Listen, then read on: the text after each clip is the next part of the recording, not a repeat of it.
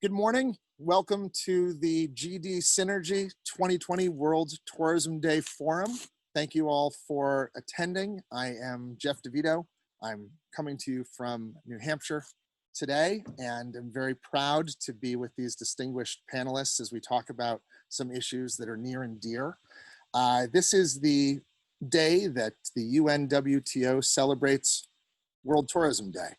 And this theme of this year is tourism and rural development. I am somebody that, as you know, has been involved in tourism for most of my life. Prior to the events that we're all experiencing in the world where we have restricted travel, there was a lot of discussion about tourism and rural development.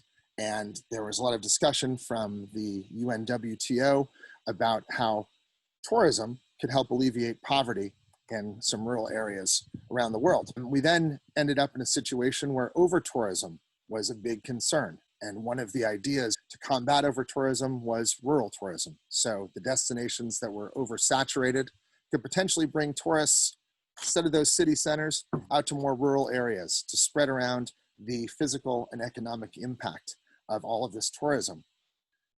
When we all went on lockdown at the end of February, there was a great energy and enthusiasm about the idea that this pandemic could help us improve some of the systems in tourism that were so badly wounded and were bruised. As we've all discussed over the last few months, we've thought about how important tourism can be to us as individuals, but also what we want out of that experience for others. There is an opportunity to reset, to re-examine what tourism could look like, and whether or not perhaps tourism could return to a point where it was meaningful to the individual rather than just an Instagrammable moment. And so the panelists that we have today, as we discuss tourism and rural development, will all bring you unique perspectives based on their particular specialties in the field. I'm happy to introduce Tina Hudnik, who is one of the pioneers in the realm of virtual tourism. Tina is someone that I met actually in the Gambia on a riverboat experience some time ago. Tina is one of the co-founders of G Guides, and in addition to doing guide training over the past few years, he was very quick to respond to this global pandemic and started teaching people how to do virtual tours. And so she's going to talk right now about future opportunities in travel and tourism for rural destinations. It is important to note that Tina is coming to us from Slovenia, and in her wheelhouse of successes, Tina is one of two guide companies or guide practitioners that are trained in teaching guides about space tourism. But that's not what she's going to talk about today. Over to you, Tina. Thank you very much, Geoff, for this lovely introduction. First of all, I would really kindly like to thank everybody for taking the time and joining us on this panel today. We are going to be talking about a very, very important topic, and I'm so happy to see that so many of you have joined us, but also those of you who will be watching the recording afterwards. I think this is a very important message that we are sending out into the world. So yeah, I mean, why we're talking about the future opportunities in travel and tourism for rural destinations is because this is one of the most important issues that we need to talk about, not only because it is the topic of the World Tourism Day of 2020, but also because I think that this offers great and unique opportunities for tourism and the rural destinations to work hand in hand, and thus bring prosperity and future opportunities for both perspectives, so for the rural development and for the tourism itself. What we all need is we need a special approach which will take into consideration participants from both sides. So for those working from tourism areas and for those who are in the rural destinations, because as we will see going on with the presentation, in the future there are quite a few important topics that need to be addressed, and they all follow the trends that we have seen are developing within those times. So to see how it goes for the future, I would first like to represent the three main trends that we already see are appearing and are increasing by the year. So one of the first ones, rapid urbanization, the main shift in the tourism industry itself and about our youth. We are very much involved with our youth. We are working hard with the youth. And as we will see, also, this is the backbone of where our society is standing upon. So of course, they are very, very important and also closely linked to the rural areas as well. So the first topic I want to talk a little bit about is the rapid urbanization. Now, this is according to general statistic that we see by the United Nations. It was proclaimed that already 68% of the population already live in the urban areas. And that number in the next 30 years will increase up to 85%. So imagine, we're living in a world where people are moving from rural areas into the cities. They're escaping the rural areas. They're going into the cities to search for new opportunities to find work. But we see a great opportunity in all of this, because when people are thinking about tourism, they are thinking about the option of escaping their everyday life. And if 80% of people will be living in the cities, what they will be searching for is some peace and quiet in the nature. So they will be searching for rural areas to go to relax, to find some peace, and to get the experiences that they wish and desire. And that is why I believe that this offers a unique opportunity for the rural areas also to develop further. Now, the second trend I wanted to mention is the demand shift in the tourism industry itself.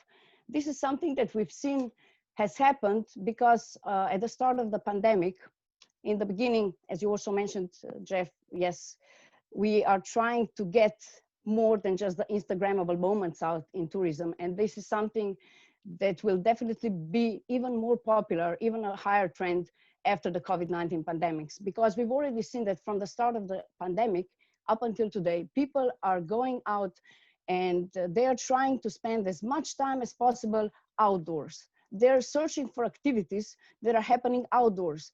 They're trying to escape the congested cities. They're trying to escape the polluted air. So they are really in search of all those authentic experiences that will last for a much longer period in time. And they will not be wanting to move so much. They will want to stay in one place at a time.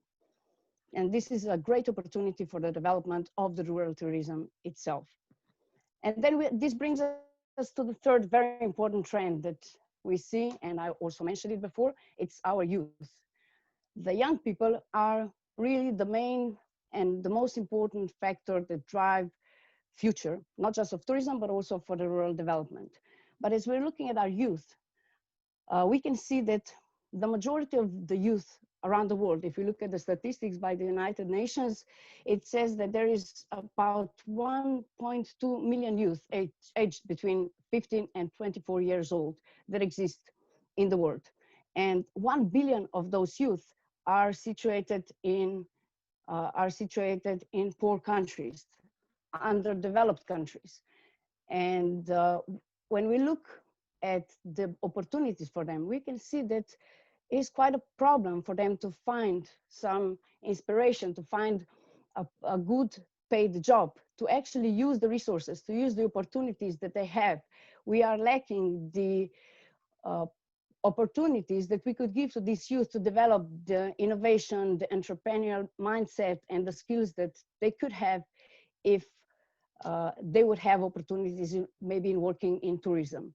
So currently there is over 75 million of those youth that are unemployed.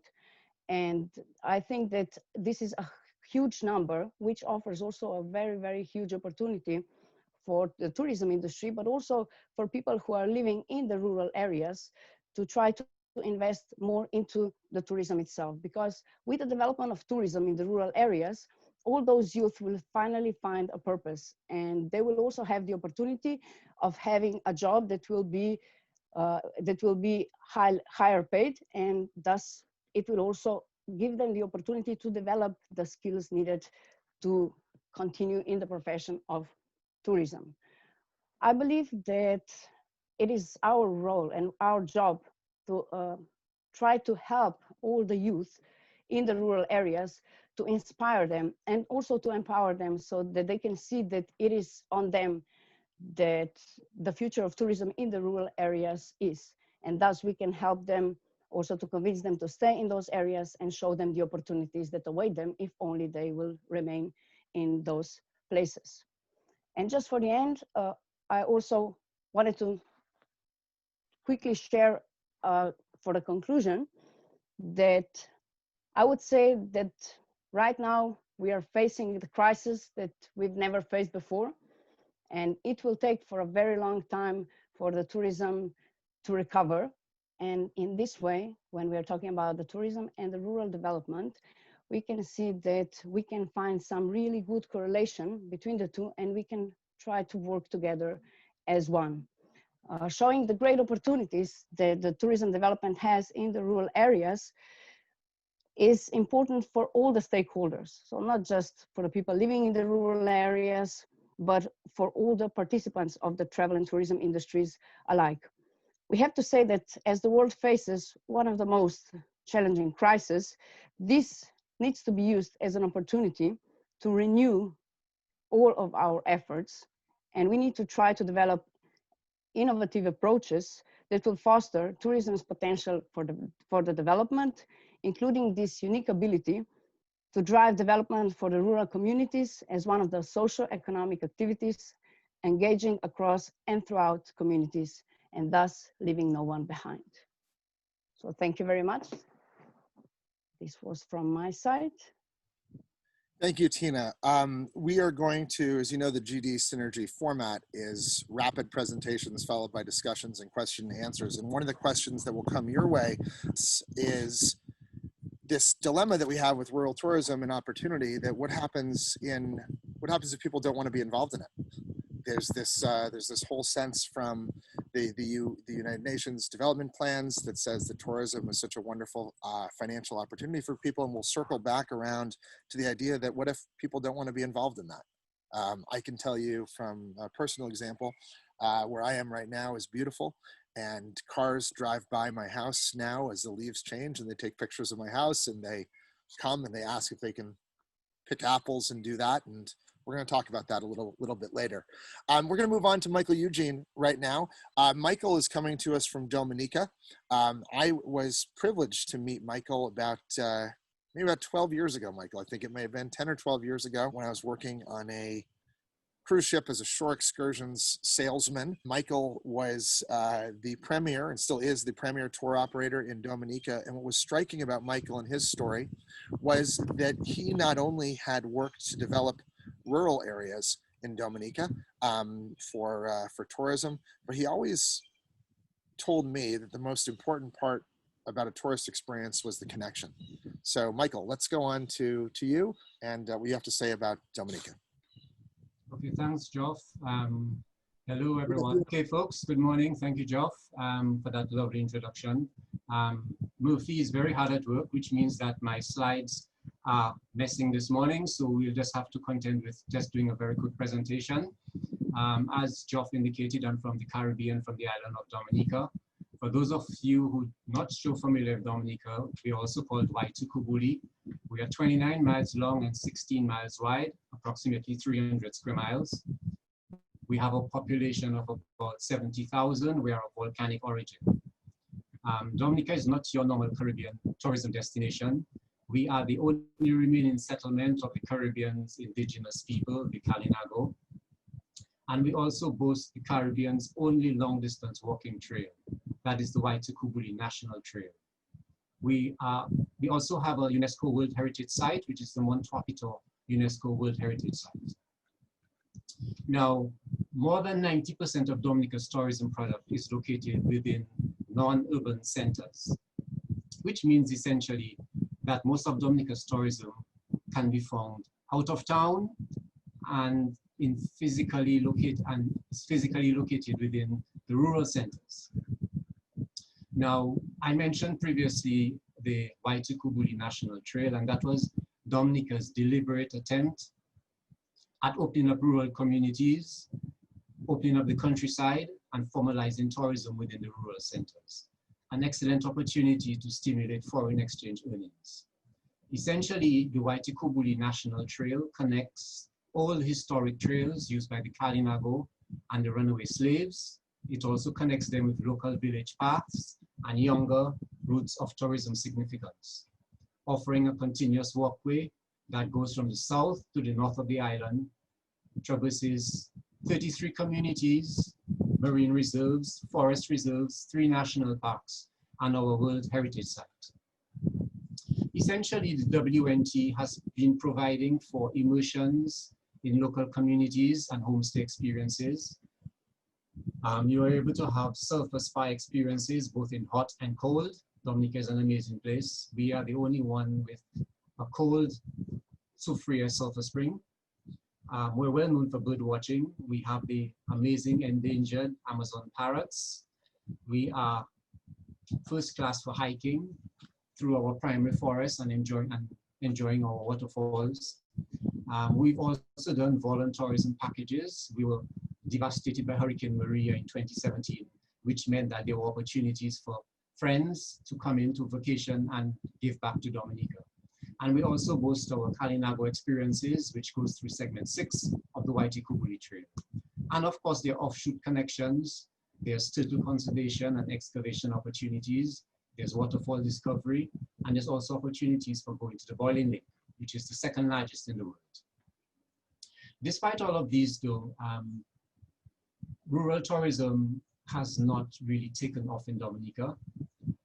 I think that we've had a very weak marketing program. There's been insufficient resources put into the marketing of the island. There's also been a general absence and a lack of will to put in the resources and systems to develop new product. So essentially you have many unknown village secrets with potential to be developed and monetized. They remain unknown and undeveloped, and these communities and areas have not been able to cash in on these great opportunities. In other cases, you have operators not really holding firm to partnering and building relationships with the local communities. And quite a bit of them, they bring in their own guides from the outside. And they also quite often do not encourage product development and building of relationships and confidence. So invariably from year to year, you see the same tourism product being showcased and sold. And there's so much more that could easily be developed, discovered, and offered to the visitor. And we have had, in respect of the benefits to rural tourism, limitations in village accommodations. So many of the larger groups are forced to go back to the city areas for accommodation purposes. There's thus denying them the opportunity of enjoying nighttime village activities, moonlight, catch and release, crab hunting, fishing, local storytelling. There's so many different things that we do well. But where does that bring me? What is my role in this? I run a tour company, and we've tried to do things differently. We've tried to highlight all these great things, rural tourism, Dominica. We've gone into rural homes with groups as large as 18, and we've been able to offer home-cooked meals.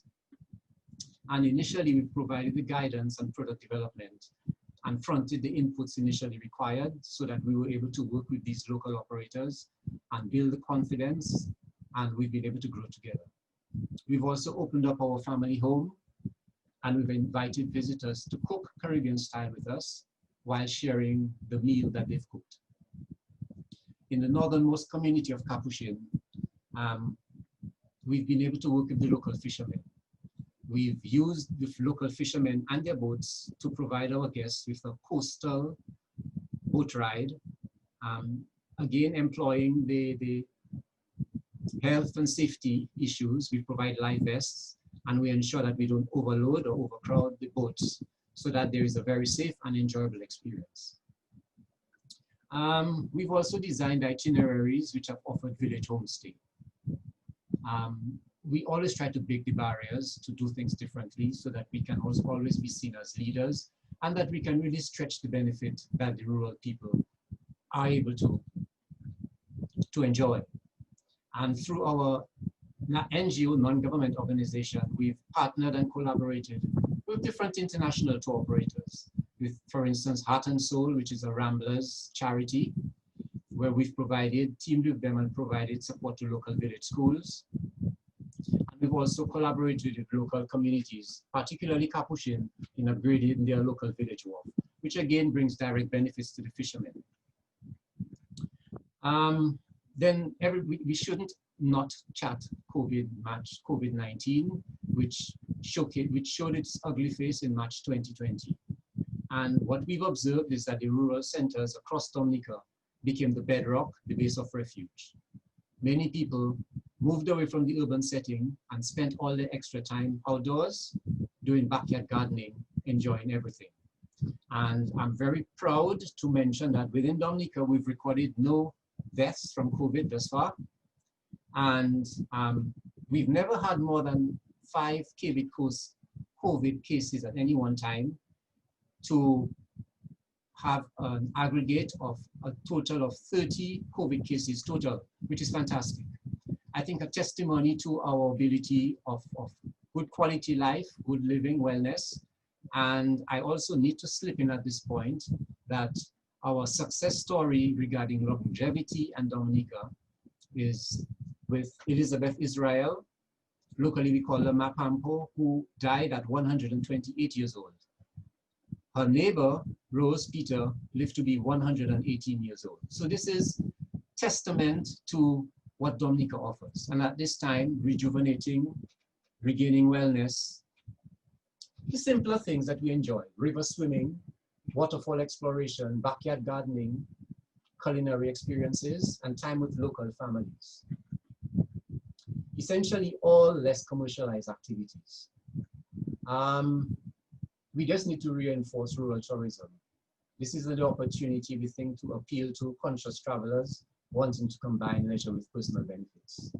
Geoff, I think that I will end here because there's a lot much more to say, but I think we'll take it in the discussion section.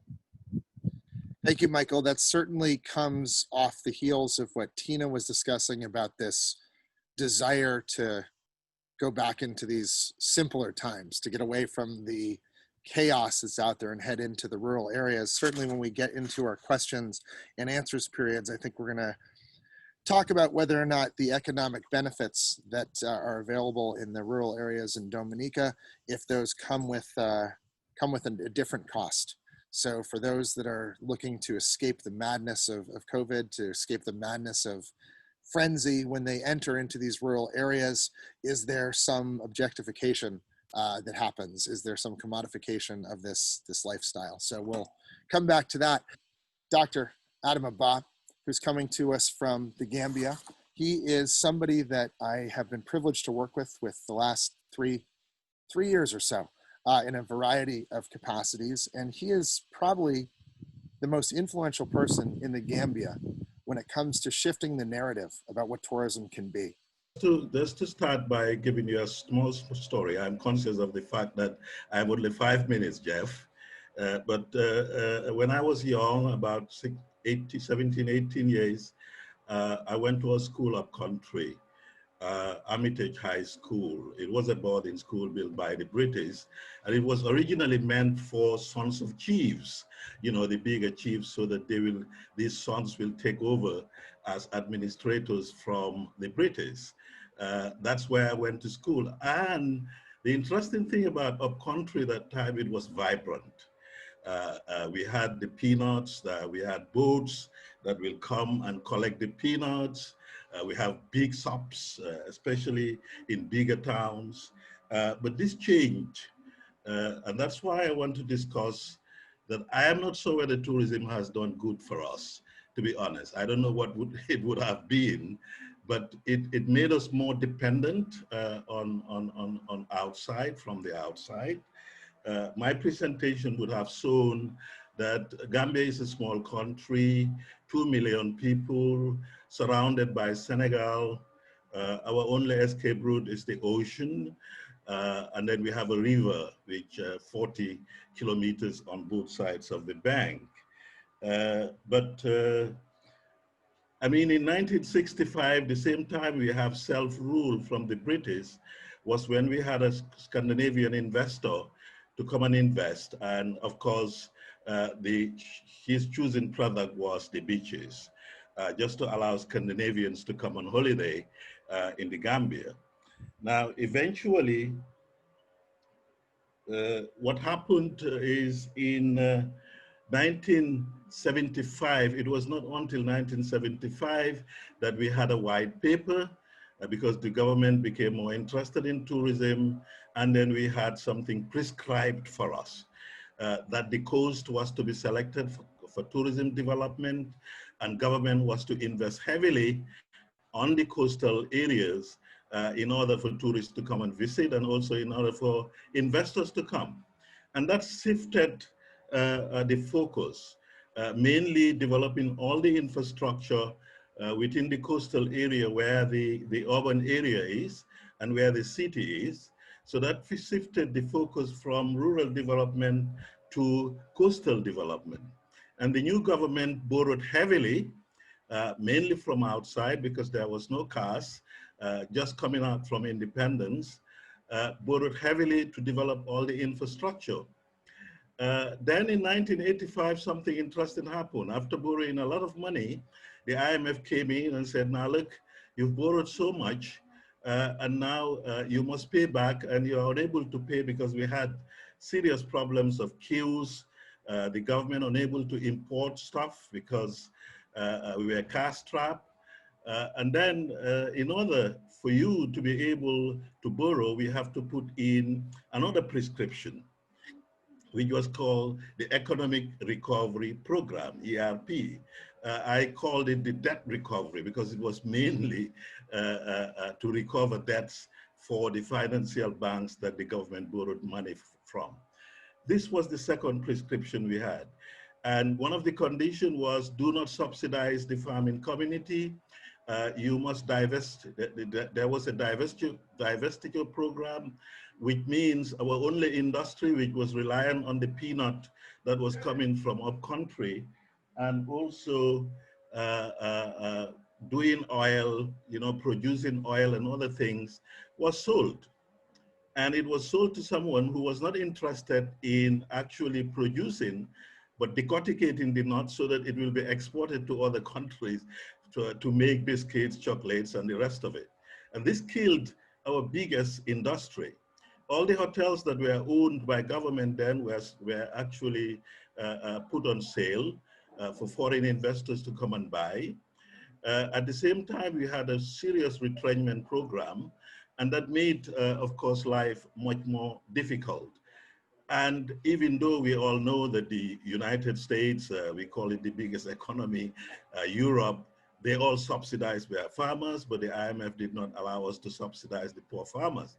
And therefore, the groundnut production was killed in a way, and all the trade that was happening within the country was killed in a way too. And we became more and more dependent on a service sector. Today, this service sector contributes 60% to our GDP, and farming, which by the way, employs over 60% of the population, contributes only to 25% to the national economy.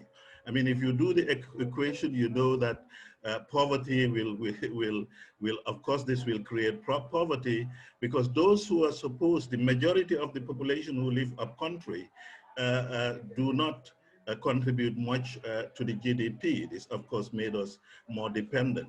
What's the solution? We think conventional type tourism really, now we have over 200,000 tourists coming to this country, which is about 10% of the population.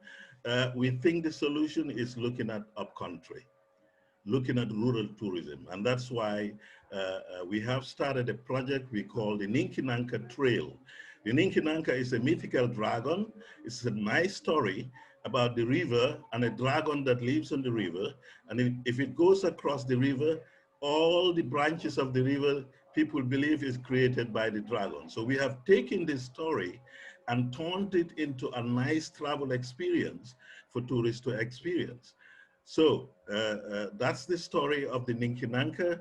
And what we are trying to do is to make it a sustainable type and of course, responsible business type model where we can actually get tour operators and all the other agents interested in coming to the Gambia can actually use or come to the Ninkinanka Trail and experience rural Gambia, experience the environment within rural Gambia, and of course, join the people, share with them, and of course, again, respect their culture. That is very important in terms of what we are developing.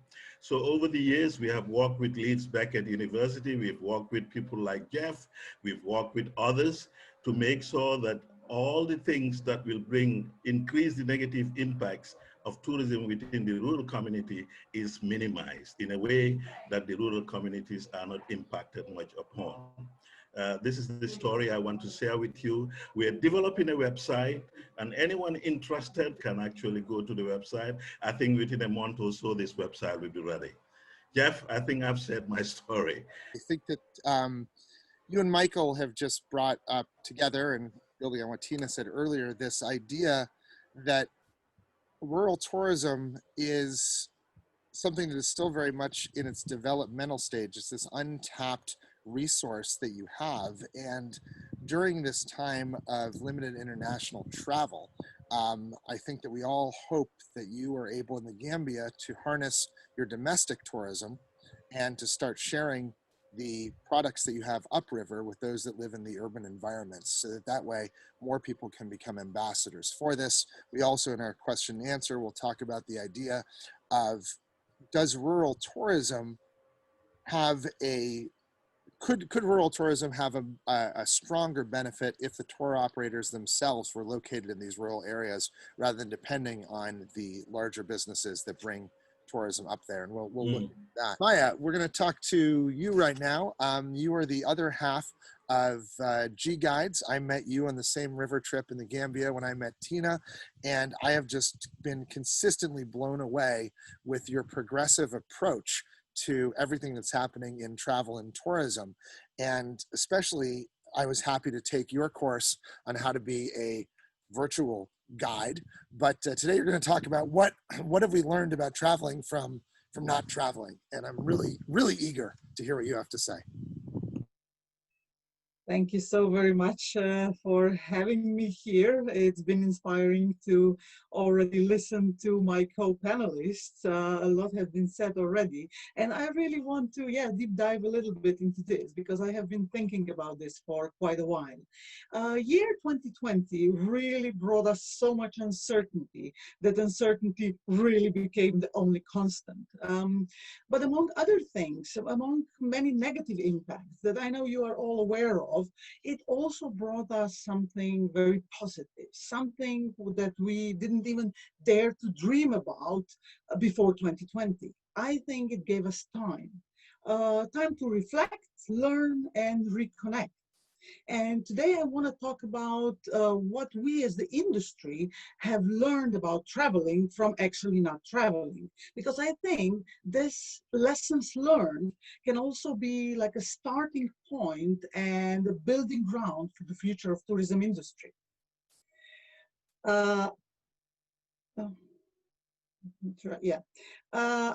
Due to time limitations, I want to focus my words about these three lessons that I think we learned, and this is that traveling is actually not about moving people from A to B, that people want to connect with other people and cultures rather than actually just visiting landmarks, and that the main assets of travel and tourism industry are their people.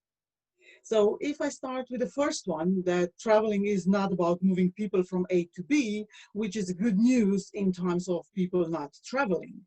And how did we learn that?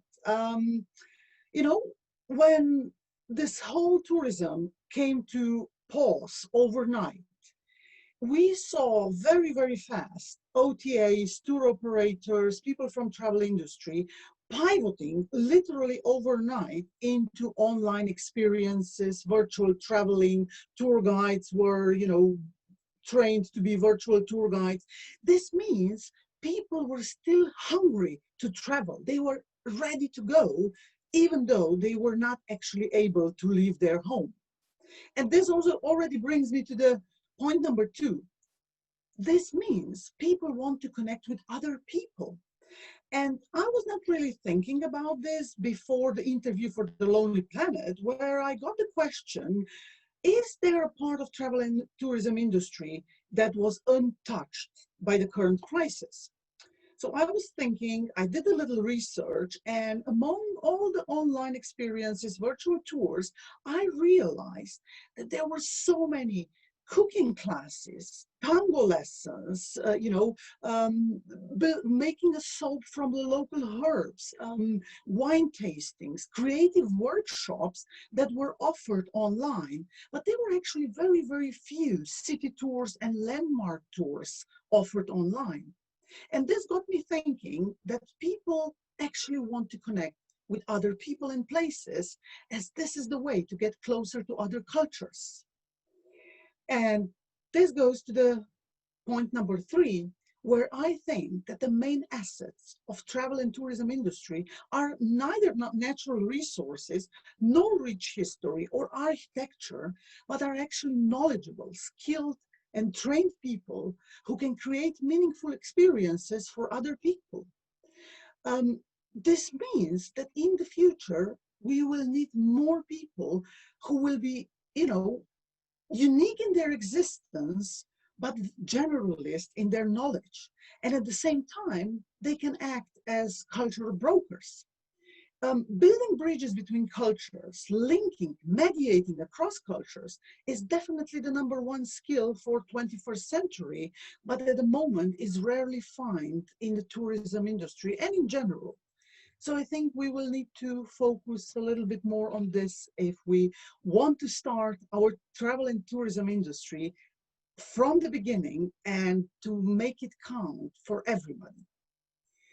So to conclude my thoughts, I want to say that the future, from my perspective, looks very bright for those who dare to dream that United Nations Sustainable Development Goals can be and will be achieved by 2030 if we only engage and employ devoted and skilled people who can connect people with places.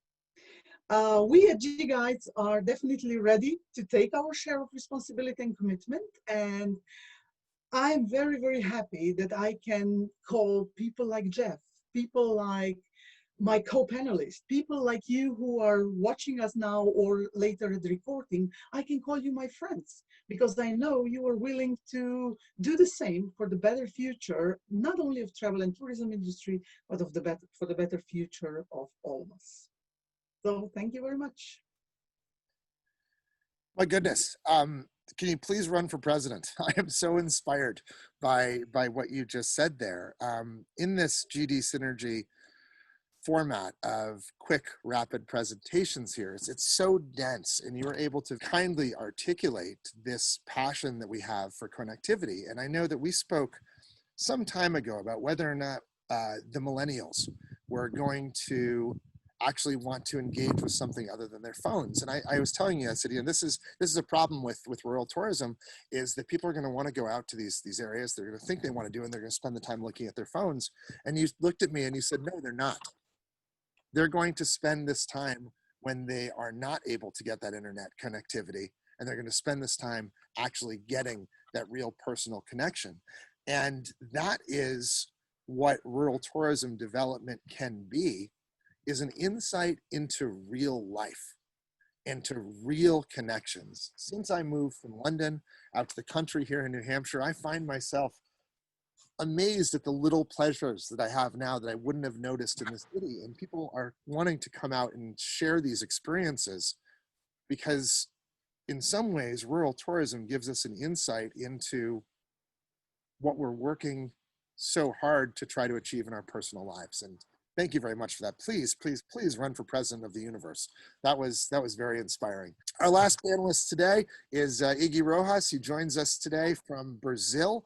Iggy is definitely the most experienced guide and expedition leader in adventure tourism that I have ever come to meet. I have worked with Iggy for almost 7 years in different capacities. I've worked for Iggy, I should say, not with. And today he's going to talk about rural tourism as he knows it in the Amazon, and in a place where perhaps, well, Iggy, take it away. Thank you very much, Geoff, and good day to everybody watching us today on this interesting meeting. My background is in biology. I have a specialization in ecology, so my take is quite a bit different from the rest of the panelists. My professional work has been as an independent guide for nature tourism in remote areas, including polar areas and also in the tropics. And in occasions, mainly around the tropics, we visit communities or rural areas. From this experience and personal observations, I have drawn parallels that might be relevant to the rural tourism. From nature, a key component is reliability. In nature tourism as a product, it needs to provide consistent delivery.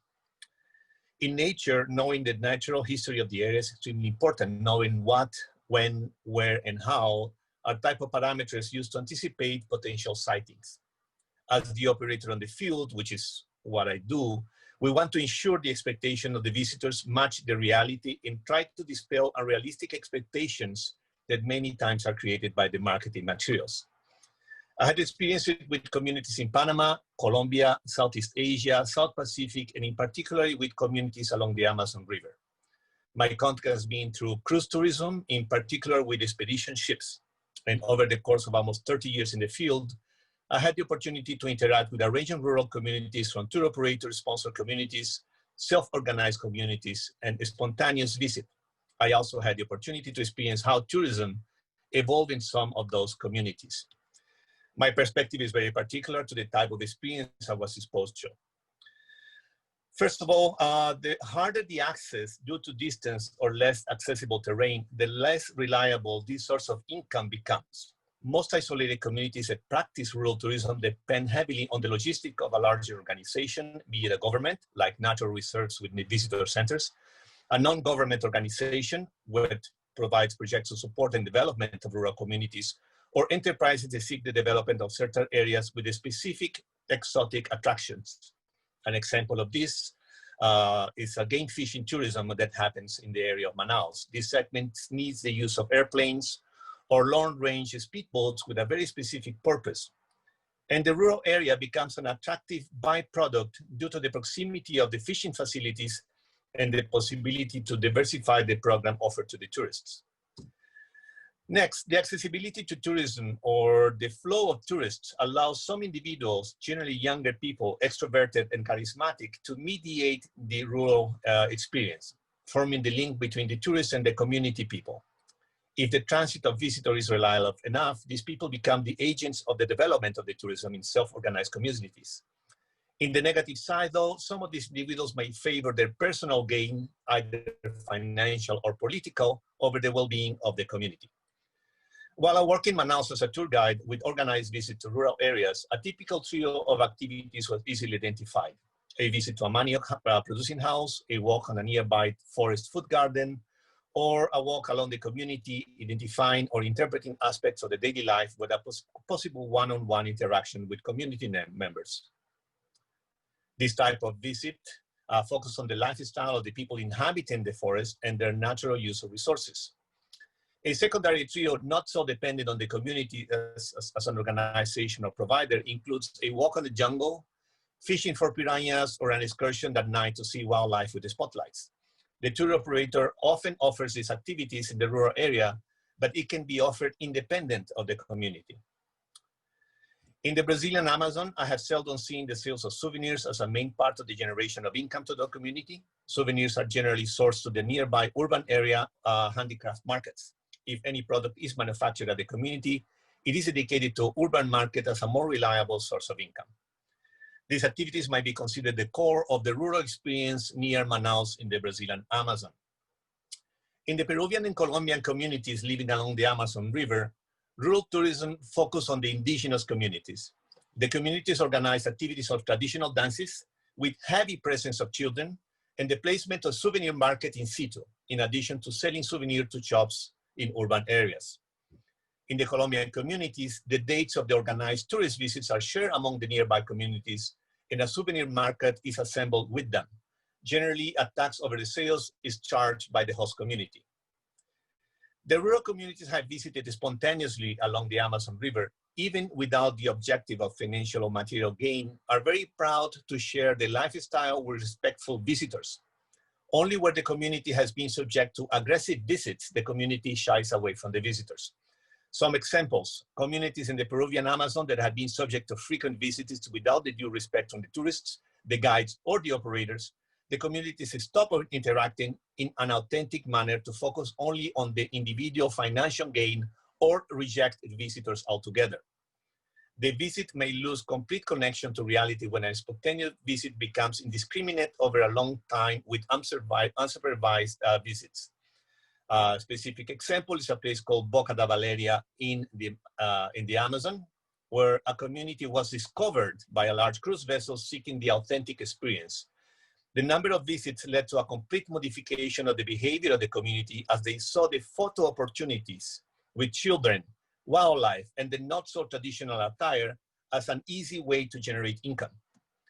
Photography has always been the souvenir of choice of the visitors, capturing the candid, exotic picture at the top of the list of many visitors, with the added pressure nowadays of presenting perfect pictures on social media outlets.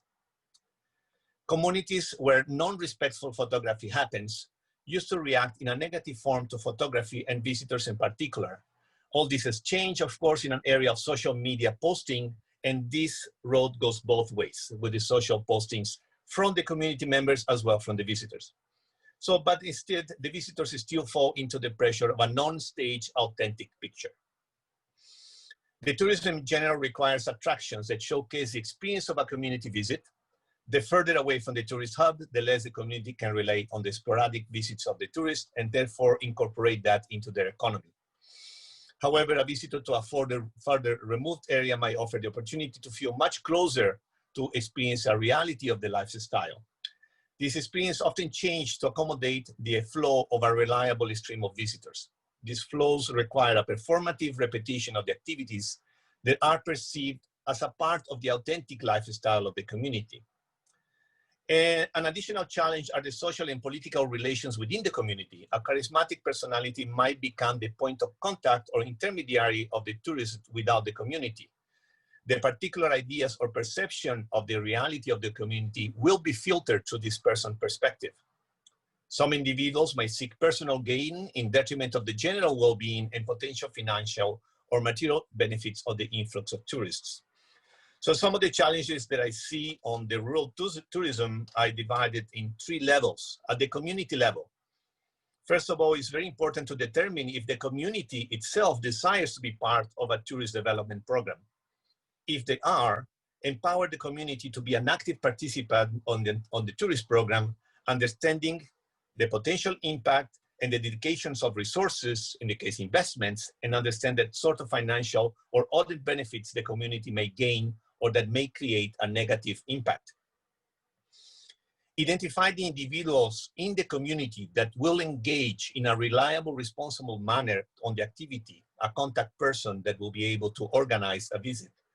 Organize activities to be offered, the time frame, local individuals that will directly engage into the visitors into the rural tourism experience. And last of all, on the community level, place safeguards to avoid personal conflicts of interests. At a tour operator level, guarantee a flow of tourism, guarantee a reliable access to the area of visits, portray and frame the visit on a realistic manner, engage responsibly with the community representative that does represent the community's interests and not its own personal gain, and policy the production of marketing material to create an adequate expectation of potential visitors. On the tour guide level, educate the guides to be ambassadors of the community, either guides which are brought in by the tour operator or people that act as guides when they are in the community. And hopefully transmitting as a guide in an articulate manner the values, the traditions, the lifestyles, the challenges, in as much as possible an unbiased, realistic view of the people being visited. The rural tourism is a lot about presenting an experience in a respectful framework, unbiased by preconceived ideas of better or worse lifestyles. Rural areas, in contrast to the urban areas, can be an enlightening experience to people that might be alienated away from this type of lifestyle. Thank you very much, Geoff. That's exciting. I've had a really nice time today listening to these panelists talk, and I promised that this would be under an hour, and so we have 3 minutes left to make that deadline for those of you in the UK, and for Europe, of course, you'll be headed off for dinner. For those of us here in New Hampshire, we'll be watching the Patriots in about 4 minutes. So we're gonna wrap this up with one question that had come in from Professor Dr.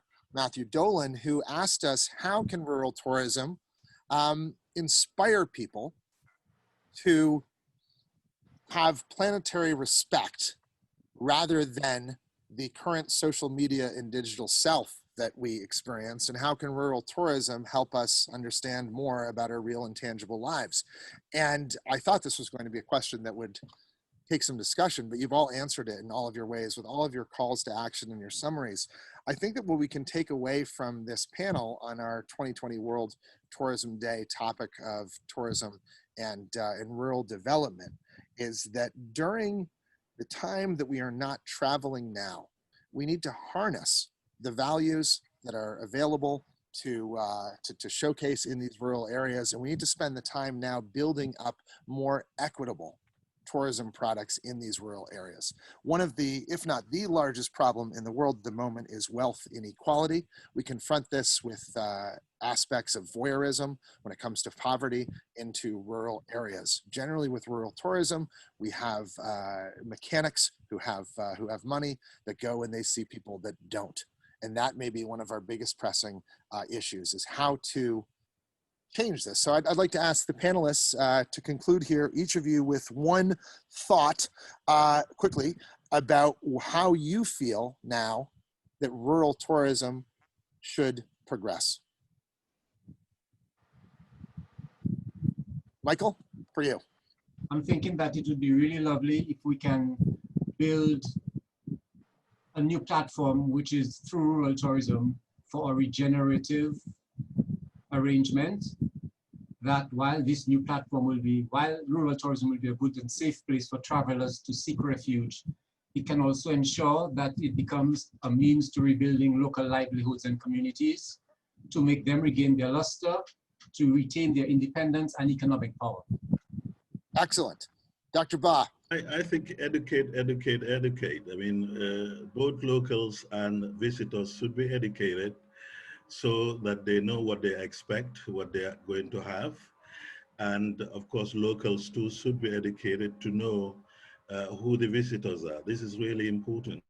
Some type of cultural awareness on both sides will make it much easier in terms of the interaction between guest and host.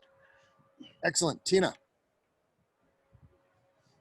I would definitely go also with we can help rural tourism progress through training and education to show some hope, and also to educate our youth that there is some future down the line. So just get them into it as well. Excellent. Maja. Well, I hope to see in the future tourism progressing in the way that the main motive for traveling will not be for people to just go somewhere relax, but to go somewhere and learn about other people, meet other people, learn about other cultures, and create more connected worlds. Iggy. Most of the visitors seek an intermediated experience. My focus will be in hoping that anyone that intermediate the experience between the guest and the host is responsible to be able to transmit this experience in a responsible manner for the people which are visitor. So the responsibility of that intermediary of the experience for me is very important in regards to the development of the rural tourism. Excellent. Thank you all for your participation today, and thank you all for joining and watching. Thank you all for your confidence in spending an hour of your Sunday as we explore this incredibly important issue of tourism and rural development. I couldn't be more thrilled to have been part of this panel, and thank you all for everything you've contributed. Thank you all very much, guys. Bye-bye. Thank you, Geoff, and thank you, everybody.